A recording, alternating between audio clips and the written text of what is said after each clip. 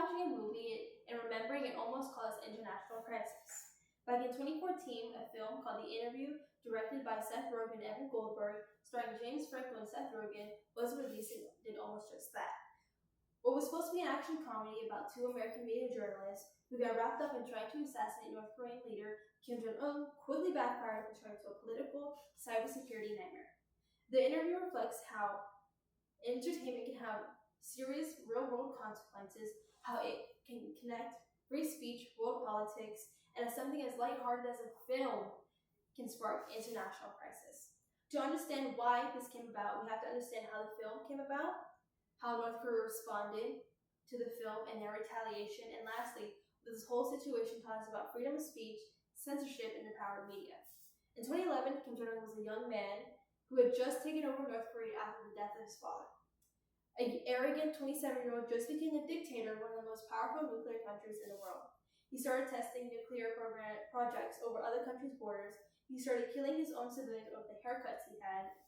Kim Jong-un felt as if he needed to prove that he was the real deal, executing anyone he sees as a threat.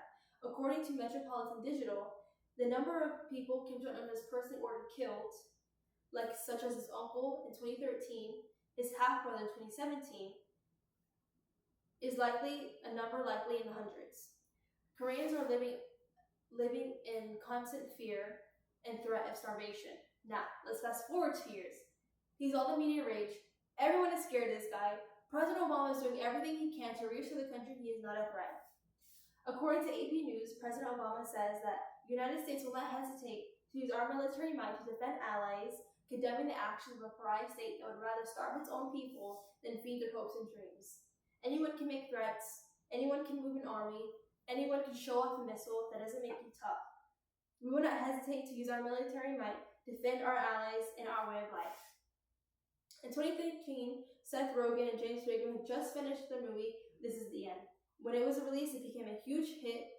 It was very successful, financially, critically. So because of this, they decided they wanted to make movies about more relevant topics. Rogen and Joberg says that they did a big old search of the world dictators and eventually landed on North Korea. So they started writing the plot for The Interview, which follows two American media journalists who decided to go to North Korea to interview Kim Jong-un and eventually try to assassinate him. This wasn't something that has been done before, so they were very excited. They go to Sony Pictures saying, hey, this is the film that we want to make. Sony Pictures doesn't really pay attention to what the film is. They just hand them the money and be like, hey, we think this is a good idea. Might be good financially, let's do it. So they were kind of shocked at first, but they started working on the film, and at the end of 2013, they announced the film publicly, and it has immediate media uproar. As you can imagine, Kim Jong-un is very upset. A North Korean foreign ministry responded with a statement calling the film an act of war because it's pretty much two Americans murdering their leader. Kim Jong-un is very angry. He sends a letter to the United Nations saying that the United States should take immediate and appropriate actions to ban the distribution and production of the film. Otherwise, they're fully responsible for encouraging and sponsoring terrorism. Seth Rogen responded by saying, people don't usually want to kill me for one of my movies until after they pay $12 for it. A Korean spokesman said if the United States administration allows and defends the showing of a film, a merciless encounter will be taken. Now everyone's freaking out. They're all thinking this is the end of the world. World War III is about to start. Seth Rogen and James Franco are going to end the world. Obama is halfway through his second term. He knows how America works. He knows the people. He has the majority trust of the people. So Obama is very clear and states, we cannot have a society in which a dictator starts imposing censorship here in the United States. Because if someone is able to intimidate folks that are releasing a satirical film, imagine what they'll do when they see a documentary they don't like, news reports they don't like, or even worse, imagine if producers or distributors and others start engaging in self-censorship because they don't want to offend the sensibilities of someone whose sensibilities probably need to be offended. If you suppress the movie, you're infringing the American spirit of free speech. This defines literally everything America stands for. Many theaters were questioning if they should show the movie because they were scared of a potential terrorist attack, so Sony decides to release the film on streaming services. Mind you, it's 2014, streaming services were not that big. Netflix was not the thing it is now. So they released it around Christmas time of that year. And the movie does really good. So they're thinking, what if we release it in theaters? People really wanted to see the movie. Most people did not have streaming services. And it was so controversial. Some people saw it as a patriotic duty to see the film. The theaters that did show it, they made a lot of money. It was the 5th grossing film of that holiday weekend. The movie makes around $35 million.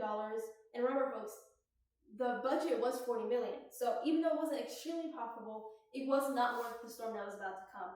North Korea, very, very upset. They sent hackers to mine Sony's data mine. Every email, personal text, personal employee information, pretty much everything Sony had going for them leaked to the public. System wiped clean, assets, personal information completely released online.